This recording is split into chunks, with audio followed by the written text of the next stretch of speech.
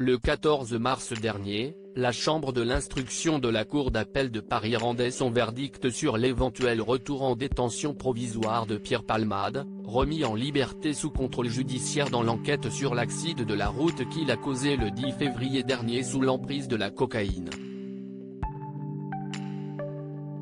La Cour d'appel de Paris a décidé de laisser l'humoriste de 54 ans sous contrôle judiciaire, avec pour interdiction supplémentaire de quitter l'hôpital où il a été pris en charge.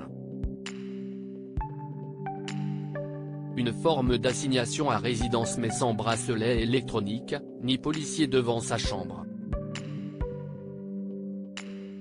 Ce soir du 10 février, Pierre Palmade avait percuté une voiture dans laquelle se trouvait une famille, à savoir Yuxel, le conducteur, dont l'état de santé ne serait toujours pas rassurant, une femme enceinte qui a malheureusement perdu son bébé, ainsi que leur petit garçon de 6 ans nommé Devrim. Ce dernier, avec un corset au cou, et au sein du domicile de sa famille, vient de prendre la parole pour la première fois depuis l'accident dans un extrait vidéo dévoilé ce mardi 21 mars par BFM TV. Je me sens bien. Mon corset, il me gêne quand je dors. La maîtresse ne me laisse pas sortir pendant la récré. Elle a peur que je tombe ou qu'il m'arrive quelque chose. Elle laisse les autres camarades rentrer dans la classe et jouer avec moi. Je mange de la soupe et du lait. Je ne peux pas manger des trucs très durs ni acides, a-t-il déclaré, avant de préciser qu'il ne se souvient pas de l'accident.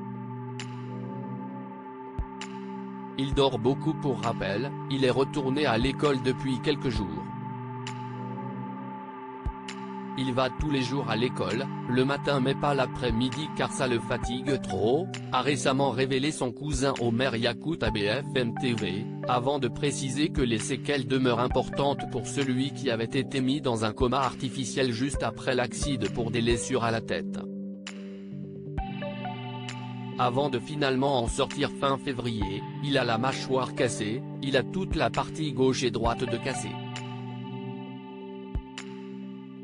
Il a un problème au cou, au cervical, du coup, il a un corset qui tient son cou et sa mâchoire.